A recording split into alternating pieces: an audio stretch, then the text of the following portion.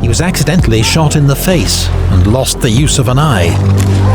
He got shot in the face and he survived? Napoleon.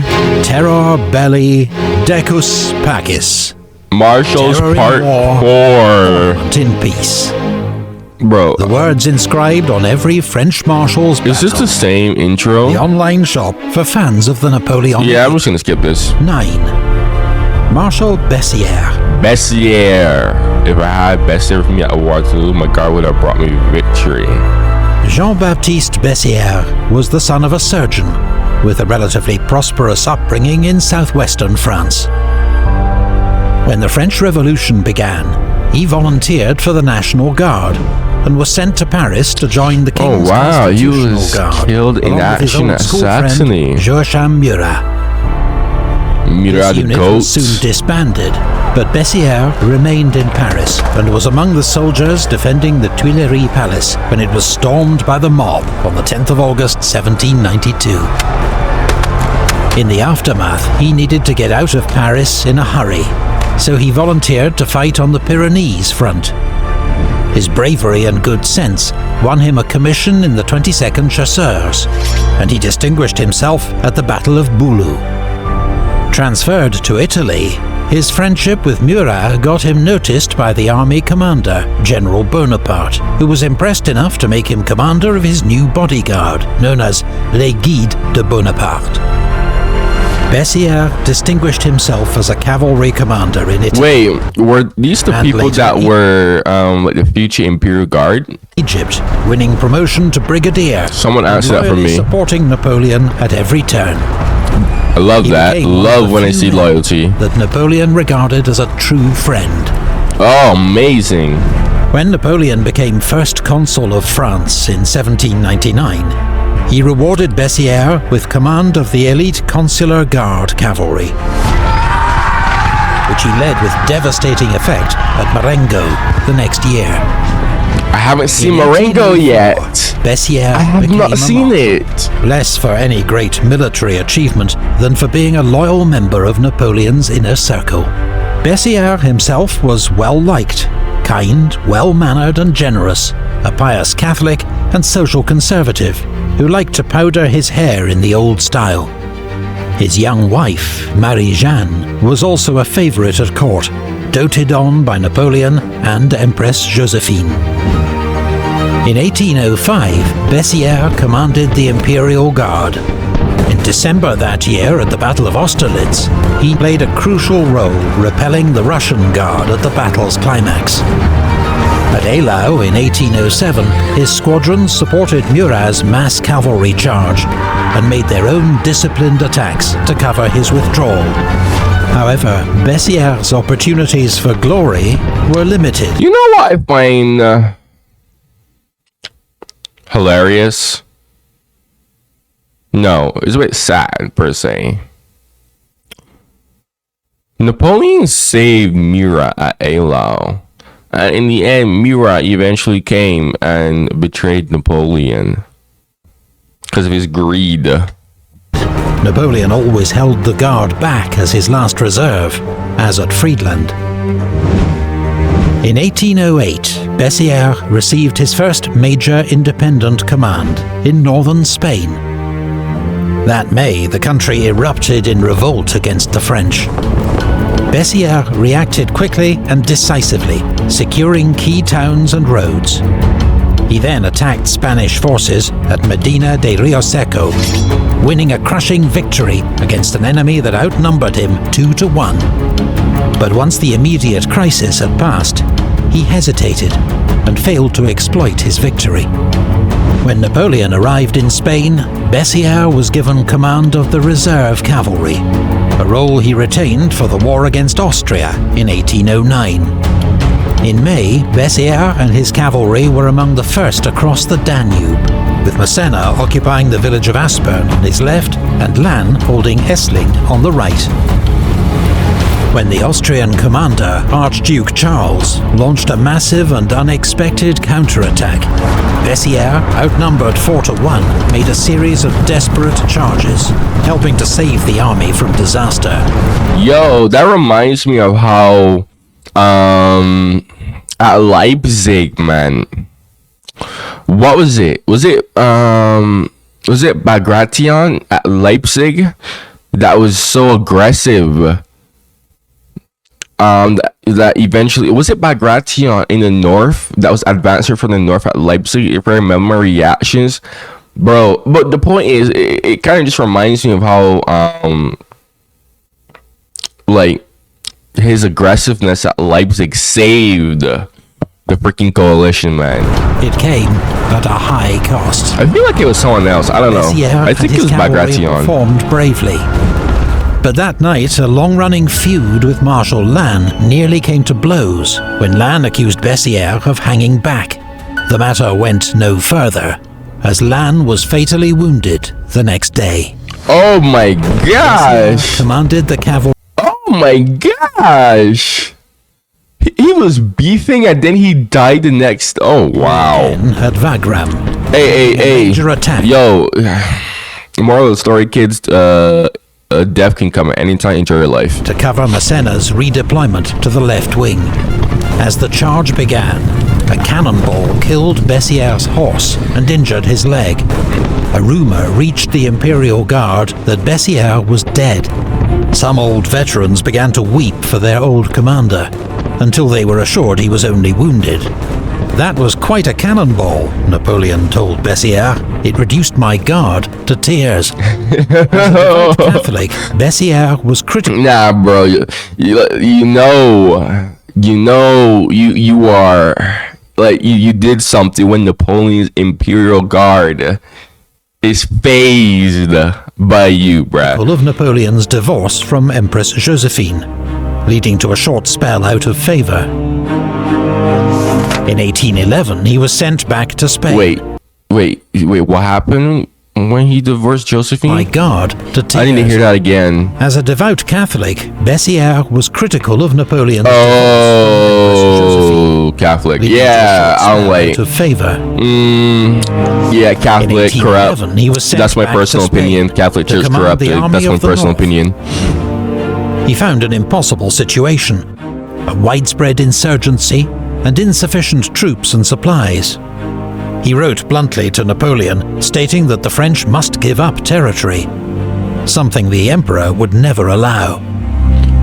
Mr. Napoleon, you're not mustache, man. Piety and refined manners, Bessieres ordered his share of executions and reprisals in his attempt to pacify northern Spain.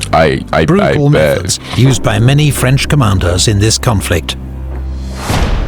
Later that year, he joined forces with Marshal Massena's Army of Portugal to take on Wellington's army at the Battle of Fuentes de Oñoro, but was widely blamed for refusing to send in his cavalry to support Massena's attacks. Unfortunately for Napoleon, this was typical of how many marshals behaved in his absence. They'd rather watch another marshal fail than help them to win all the glory. What? Wow, is that actually so? Wow, no way. 1812, Bessieres accompanied Napoleon into That is Russia, actually commanding his madness. Guard cavalry. Since the Guard Bro, it was makes you wonder, like, what the heck? What if Napoleon's marshals actually behave better in his absences? Maybe the Napoleonic Wars would have gone differently. in reserve, he saw little action until the retreat, when he led the advance guard, clearing a path for the survivors. The disaster in Russia left Bessieres severely demoralized, but he was resolved to do his duty, now serving once more as Napoleon's cavalry commander in Marshal Murat's absence. On the 1st of May 1813, Bessieres was scouting enemy positions before the Battle of Lützen, when a cannonball hit him in the chest, killing him instantly. Oh my Robbed Napoleon gosh! of a dependable commander and one of his last remaining friends. It is surely a great loss for you and your Is children, that an actual Napoleon picture? wrote to his widow, but an even greater one for me. To get started in data analysis. 8. Marshal MacDonald. Even the name MacDonald was a thing. Jacques back MacDonald's in this father period. was a Scotsman who'd supported Bonnie Prince Charlie's bid to seize the British throne in 1745. After this ended in defeat at Culloden, the family fled to France. Inspired by tales of the Trojan War, MacDonald chose a military life and became a lieutenant in Dillon's Irish Regiment, a French unit made up mostly of Irish émigrés. Oh, okay, that makes In the sense. Revolutionary Wars, he won a reputation as a hard-working, intelligent and brave officer, and served as aide-de-camp to General Dumouriez, commanding the Army of the North. He distinguished himself in that general's famous victory at Jemappes, paving the way for rapid promotion from lieutenant to general in just 2 years. He led his division well during campaigns in Holland and Germany, and formed a close bond with one of France's most successful commanders of this period, General Moreau. In 1798, I would he was sent love to Rome learn more as about governor, that guy. and later That guy commanded the Army of seems Naples. pretty cool. Summoned north the following year to reinforce Moreau's army of Italy, he was nearly killed in a skirmish with Austrian cavalry, and while still suffering from his wounds, his army was defeated at the Trebia by a larger coalition force commanded by the great Russian general Suvorov. But MacDonald's own conduct won approval from General Bonaparte, among others. Later that year, he assisted Napoleon's seizure of power in the coup of 18 Brumaire, ensuring the loyalty of the troops at Versailles. He was rewarded with an army command in Switzerland, and that winter led his men through the Alps to attack the Austrians in Italy. His march was far more challenging and dangerous than Napoleon's, but was never immortalized Yo, we need to shed some light on this guy. in quite the same way. We need to shed some light on this guy, man. In 1804, MacDonald's former commander, General Moreau, was arrested and charged with involvement in a plot to assassinate Napoleon. Oh. Stood up for his friend's reputation, an act of loyalty typical of the man, but disastrous for his career. Moreau was exiled. MacDonald was placed under police surveillance and retired to his country estate in disgrace. 5 years passed before Napoleon, desperate for experienced senior commanders, asked him to serve as military advisor to his 27-year-old stepson, Prince Eugene, now commanding the Army of Italy. MacDonald Welcome back. and Eugene worked well together, driving back the Austrians, and by an awesome feat of marching, joined Napoleon near Vienna in time for the Battle of Wagram. The second day of the battle was MacDonald's moment. Entrusted by the Emperor with the main attack on the enemy centre, he formed his troops into a giant, open-backed square and advanced into a hail of fire. Napoleon, watching through his telescope, exclaimed several times, "What a brave man! What a brave man!" I love it. Helped to secure a great victory. The next day, Napoleon went to find him on the battlefield and greeted him with the words, "Let us be friends from now. You have acted valiantly and given me the greatest services. On the battlefield of your glory, where I owe you so large a part of yesterday's success, I make you a Marshal of France. You have long deserved it." In addition, MacDonald received the title Duke of Taranto and a large pension. But as time would prove, his loyalty remained to France. I still can't get over Marshal Marmont. I still can't. Not to Napoleon. Not Napoleon, huh? MacDonald spent an unhappy year in Catalonia, commanding troops in what he regarded as an immoral war.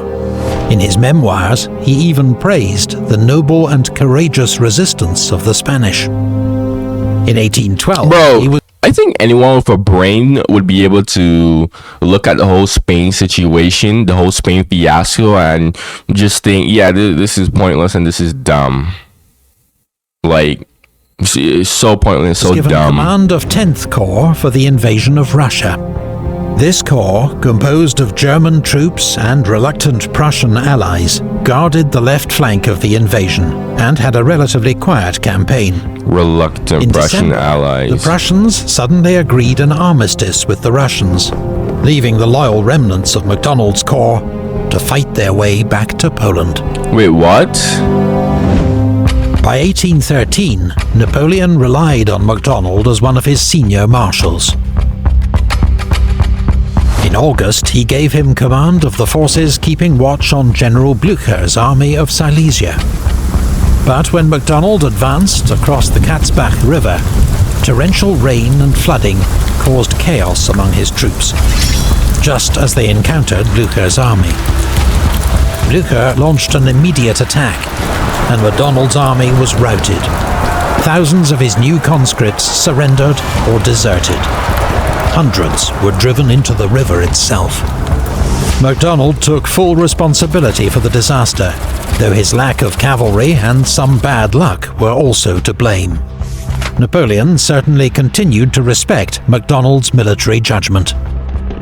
He continued to command 11th Corps and was in the thick of the fighting at Leipzig 2 months later. MacDonald was with the rear guard when the French retreat began and was shocked to see the chaos that engulfed the army. When the Elster Bridge was blown too early, he himself was trapped on the wrong side of the river and just managed to swim to safety. Yeah, I remember that. Fire.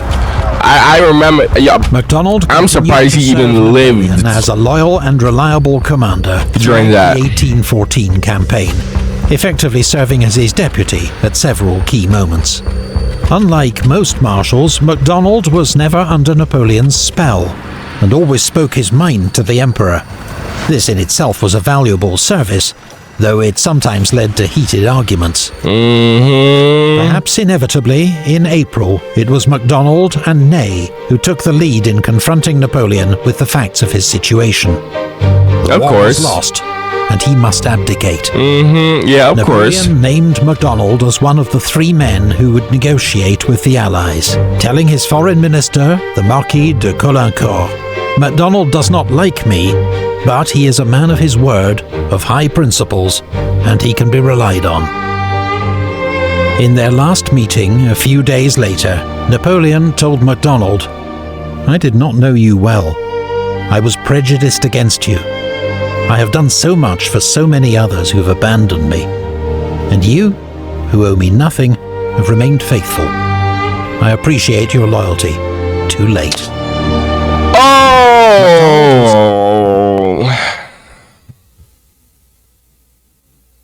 man. MacDonald like me for real. MacDonald like me. Unironically, bruh. I mean, in the end, though, MacDonald did got what he deserved. In the end. But that is true. Yeah, Napoleon appreciated him too late. Hey, man. Hey, this is a lesson, man. There's a lesson in this. Don't trust everyone, okay? Don't trust everyone, okay? Most people will abandon you so fast. Kept on as a military advisor by France's restored Bourbon monarchy. He continued to speak his mind, so much so that Louis XVIII nicknamed him his outspokenness. Dog, I'm telling you, this guy is literally like me, bro. I'm telling you, bro. The reason why I created this YouTube channel was so that I could speak my mind. Everywhere that I go, I always speak my mind. Although I've been more timid with that. I've kind of stopped that in like professional environments like work and whatnot. But no, I'm a very outspoken person. I will not care. In fact, if you watch my videos long enough. But yeah, everywhere that I go, but I have faced a lot of just like him. I faced a lot of arguments, a lot of heated debates with people. I can tell you so many stories, but that's not what my channel is about. All I'm saying is that I relate to this guy and his loyalness. I'm just like that too. I am 100% just like that. That's why I love it whenever I see people and their loyalty when I react to this stuff, because I'm like, it's just like me for real. Okay, I'm not trying to be edgy. I swear I'm not. But again, that's why that was like one of the main reasons why I decided to like try this whole YouTube thing. I'm like, hey, I have a lot of things to say. I'm a very outspoken person. Let me go and create my own channel where I have a platform and I don't have to worry about people like arguing with people, getting backlash from people. It's like, it's my own channel. Like, well, in some cases, I do get some backlash. Okay, if you go look at my video where I said that the French people were weak. I didn't care. Plenty of y'all call me dumb for that. I didn't care. That is still my opinion, and I was very much outspoken for that. So, yeah, I don't really hold back. I don't really hold back. This guy is literally like me, and just like him, many people don't appreciate me until it's too late. If you don't want to believe me, you don't have to believe me. But this guy is literally me. MacDonald remained loyal to the king. Like, I know I said that a lot of these generals were like me, but no, this guy is like actually like copy paste version of me. Attempted to rally troops to fight against Napoleon. When he saw this was futile, he escorted the king to safety in Belgium, then returned to Paris, where he refused to meet with Napoleon. After the defeat of Waterloo, what month was he born in? Demobilizing the last elements of Napoleon's Grande Armée, and helped many officers to escape arrest by the Bourbons. MacDonald was a methodical, reliable, if unspectacular commander. But he distinguished himself above all by his lack of vanity or personal ambition. Exactly. His loyalty to France. Exactly. He's like me, bruh. I don't care about vanity or any of that, man. Among Napoleon's marshals. Yeah, people like that are rare. People like that are super rare. Very rare. I'm telling you. Even in my comments, I read some of my comments. Even some of y'all have pointed out how it is like incredibly rare. Like the type of personality that I have. The fact that I actually give thoughtful reactions. Super rare. I'm like, yeah, I know. I mean, I'm not like cocky about it, but I'm just saying, like, I know. Like, I see people around me, bruh, and I'm like, yeah, I'm actually quite different from these people. I have friends, bro. Not many, because I got rid of the trash ones, but I don't have too much friends in my life. Less than 5. Well, I would say less than 3. But I have friends who know my personality, and if I need help, they'll come and help me instantly. Why? Because I helped them. Because I was loyal to them when they needed it. I backed them up when they needed it. So when they see that I need help, they'll help me like right off the bat. This is a lesson for y'all, right? Treat others the way how you want to be treated. Because I'm telling you, if you give off one type of energy, you will receive that same type of energy from people. I'm telling you. 7. Marshal Massena. He was already ready to begin again. André Massena was born in Nice, at that time not technically part of France, but of the Kingdom of Piedmont-Sardinia. His father, a shopkeeper, died when he was young, so he ran away to sea. Then at 17, enlisted in the French army. What's with all of these people running away? But a commoner could rise no higher in the Royal Army, so after 14 years' service he quit. When the French Revolution began, he re-enlisted in a local volunteer battalion. Massena, supremely self-confident and unfazed by any challenge, was elected to command the battalion. Bro, I love this guy's smile. Massena has the best smile out of all the marshals, bro. Despite his lack of education, he proved an instinctive combat leader. He was soon promoted to brigadier, and after leading a successful attack at the siege of Toulon, was made general of division. Oh, he was at Toulon? He won an impressive victory over the Austrians at Loarno in 1795, and when the army of Italy's commander, General Scherer, resigned over lack of support from the government in Paris, many expected Massena to replace him. Instead, the job went to the 26-year-old General Bonaparte. Oh, wow. 11 years younger and much less experienced than Massena, but with far better political connections. Nevertheless, Napoleon and Massena worked together brilliantly. Yep. Massena commanded his advance guard and played a major role in several of his early victories. Massena is the GOAT of Italy. Reports Napoleon described Massena as active, tireless, audacious. He won so many battles that Napoleon acclaimed him l'enfant gâté de la victoire, the spoiled child of victory. Massena was, however, that's a hard for nickname. Extorting vast sums from the local Italians, often while his own troops went hungry and without pay.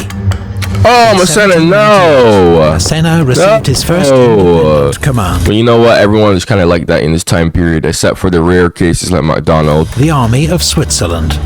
The next spring, after French defeats on the Rhine and in Italy, responsibility for the defense of France lay in his hands.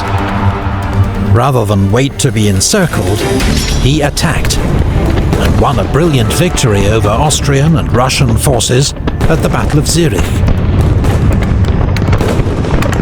Rewarded with command of the Army of Italy, Massena led a heroic defense of Genoa in 1800. He was eventually starved into surrender, but his stubborn defense bought Napoleon enough time to cross the Alps and defeat the Austrians at Marengo. Physically exhausted by this last ordeal and surrounded by accusations of corruption, Massena was recalled to Paris and went into semi-retirement. When he was made a marshal by Napoleon in 1804, he seemed distinctly underwhelmed, and on being congratulated, remarked, "There are 14 of us." But Massena was one of the few marshals who There are 14 of us. proved themselves in independent command, Wow. making him a priceless asset to Napoleon. In 1805, he was recalled to active service and given command of the Army of Italy in the war against the Third Coalition. Massena kept Archduke Charles's army busy in Italy, while the Emperor won his great victories at Ulm and Austerlitz. In 1806, Massena oversaw the occupation of the Kingdom of Naples, ordering brutal reprisals against local resistance. In 1807, he commanded 5th Corps in Poland, but his role covering Warsaw meant he missed the major battles of Eylau and Friedland. Good thing you didn't see that horrible battle. While out hunting with the Emperor and his entourage nasty. at Fontainebleau, he was accidentally shot in the face and lost the use of an eye. He got shot in the face and he survived? What? Napoleon, a notoriously bad shot, was to blame, but the loyal Marshal Berthier claimed responsibility. He got shot in the War face and he against Austria in 1809 saw Massena back near his best. His corps formed the Napoleon, you are so wrong for not taking responsibility for that. vanguard for the crossing of the Danube, and fought ferociously to hold the village of Aspern against an overwhelming Austrian onslaught. Massena was everywhere, displaying his usual coolness under fire, and when ordered to retreat, ensured his troops pulled back across the river in good order. The battle was a defeat, but Massena had been superb. Together, he and the Emperor oversaw preparations for the next attempt to cross the Danube 6 weeks later. The Austrians were waiting for them at the Battle of Wagram. Because of a riding accident a few days earlier, Massena had to command his corps from a carriage. He made a fine target for Austrian gunners, but was still able to organize a complex redeployment of his corps. I'm over here thinking, I know a person with a cannonball. I know a person with a cannonball sees that. Okay, when I reacted to the Napoleonic Wars, bro, like, bro, every martial gangster until a cannonball hits them, bro. At the height of the battle, covered by Marshal Bessieres' cavalry charge. Juicy target for a person with a cannon, man. The French left flank and won further praise from Napoleon.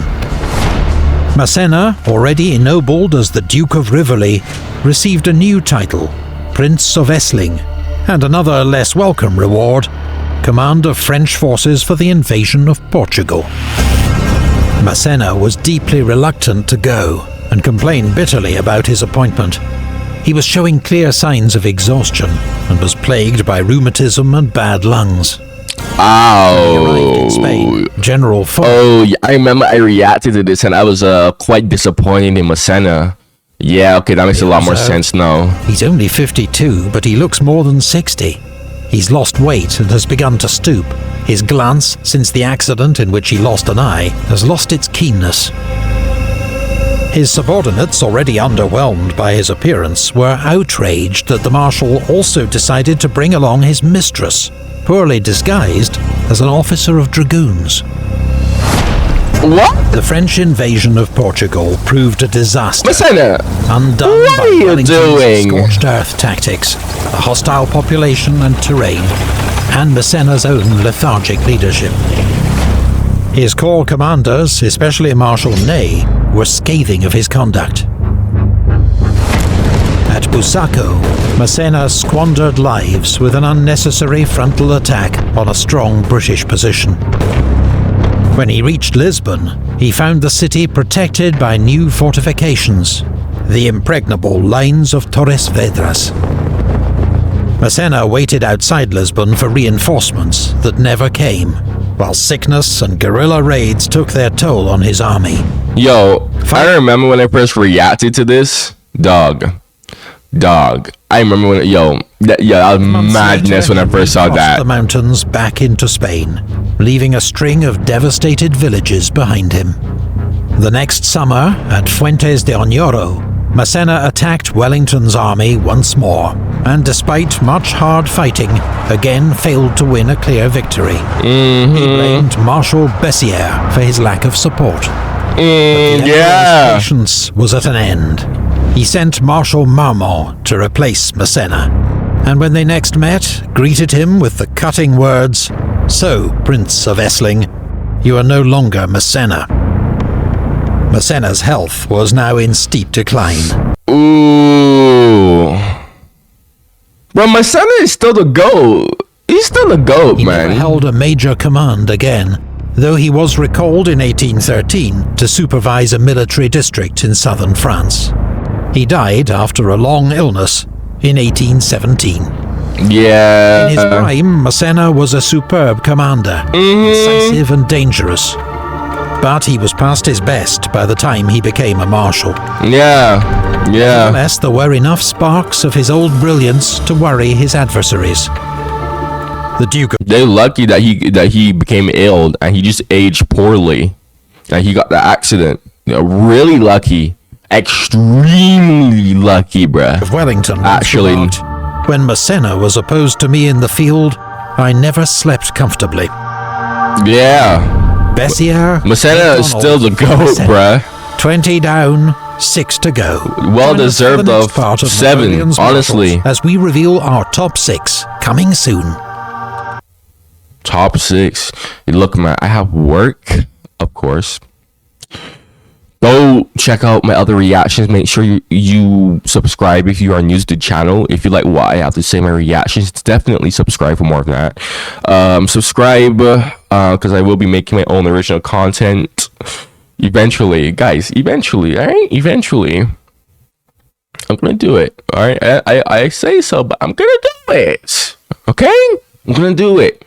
But like the video, set up my video, sets on the algorithm. I gotta go. Can't say too much. Goodbye.